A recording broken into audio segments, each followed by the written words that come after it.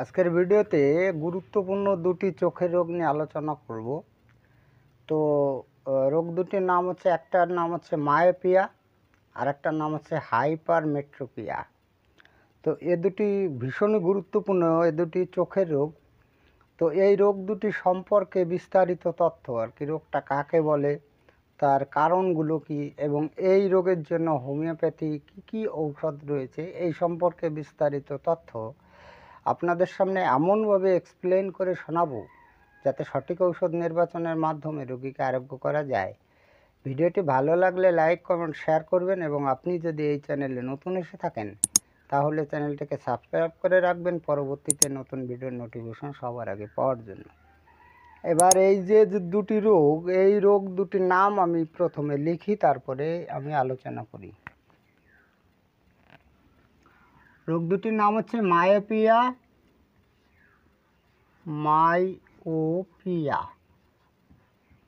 আর একটার নাম হচ্ছে হাইপারমেট্রোপিয়া।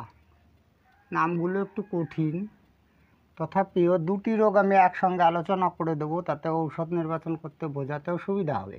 ঠিক আছে, একটা হচ্ছে এই মায়োপিয়া আর একটার নাম হচ্ছে হাইপারমেট্রোপিয়া। এবার এই রোগটাকে সংক্ষেপে কি বলা, মানে সংক্ষেপে আমরা কি বলতে পারি, এই যে মায়োপিয়া, এই মায়োপিয়া যাদের হয় তারা কিন্তু ওই দূরের জিনিস ভালো দেখতে পায় না। আর এই যে হাইপারমেট্রোপিয়া, এরা কিন্তু কাছের জিনিস ভালো দেখতে পায় না। এটা হচ্ছে সংক্ষিপ্ত। এবার এই রোগটা তো এরকম বললে হবে না, আমাদের বুঝতে হলে এই রোগের সংজ্ঞাগুলো জানতে হবে এবং বুঝতে হবে, তবে আমরা বুঝতে পারবো যে কোন রোগীর মায়োপিয়া হয়েছে আর কোন রোগীর হাইপারমেট্রোপিয়া হয়েছে। তবে আমরা বুঝতে পারবো যদি এর সংজ্ঞা সম্পর্কে বিস্তারিত তথ্য জানি।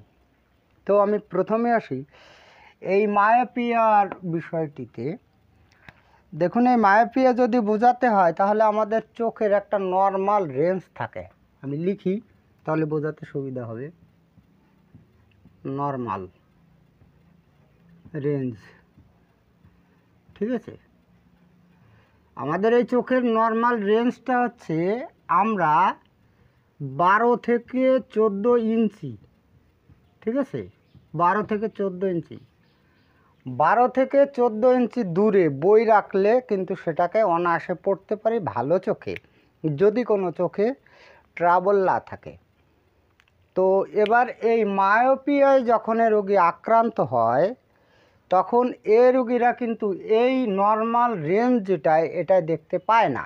ওরা পায় 5 থেকে 6 ইঞ্চি দূরে ভালো পড়তে পারে এই মায়োপিয়া রোগটিতে।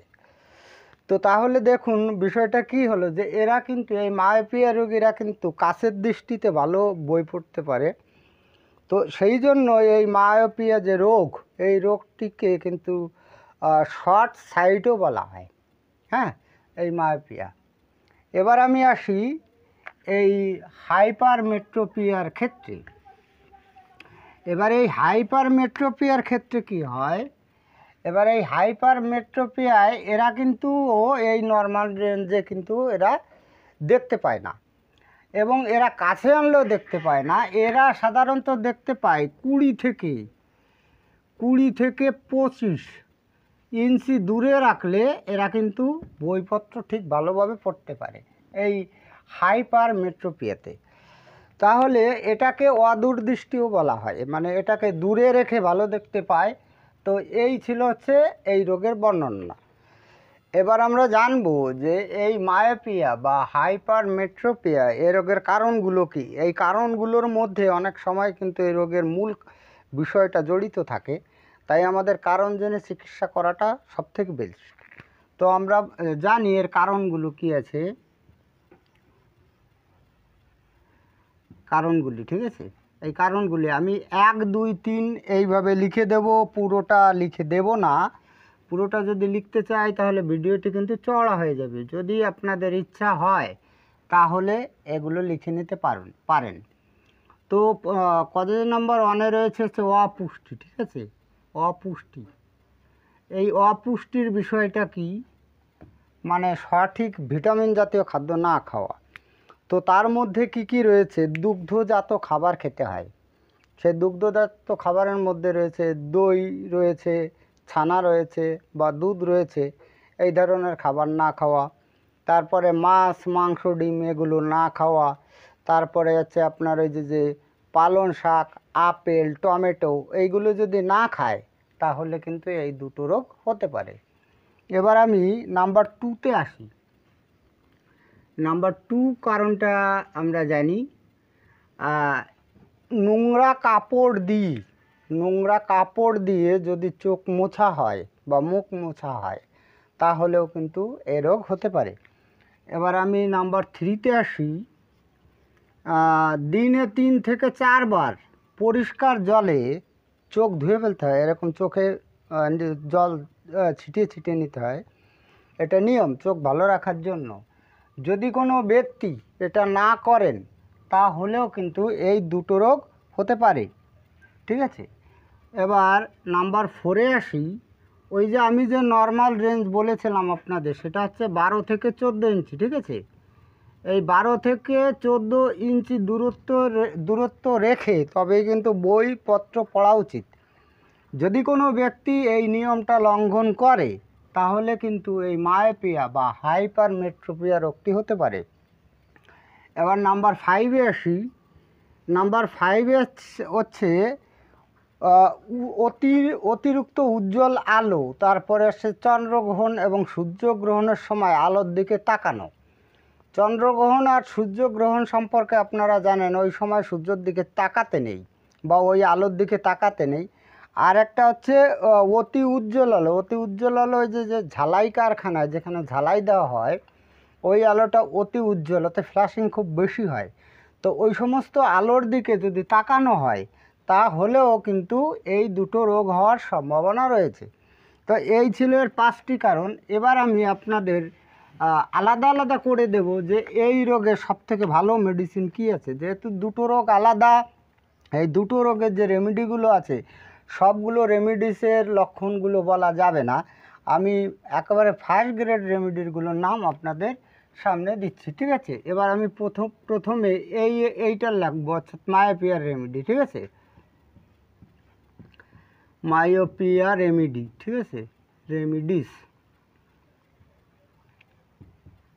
এই রোগের একেবারে ফার্স্ট গ্রেড ঔষধগুলো আছে। ফার্স্ট গ্রেড ঔষধ আছে আর্জেন্টাম নাইট্রিকাম হচ্ছে, আমি গ্রেড ফ্রেড দিলাম না। ঠিক আছে। তারপরে হচ্ছে ক্যালকারিয়া মানে হচ্ছে ক্যালকারিয়া কার্প, আর তারপরে হচ্ছে সিপিয়া, আর রয়েছে সাইলেসিয়া। ঠিক আছে। এই 4টি রয়েছে ফার্স্ট গ্রেড। আরও সেকেন্ড গ্রেড প্রচুর মেডিসিন পাওয়া যাবে। তো এই মায়োপিয়ার জন্য এই ঔষধগুলো কিন্তু খুবই ভীষণভাবে কার্যকারী, এই কটা ঔষধ। এবার আমি এই হাইপারমেট্রোপিয়া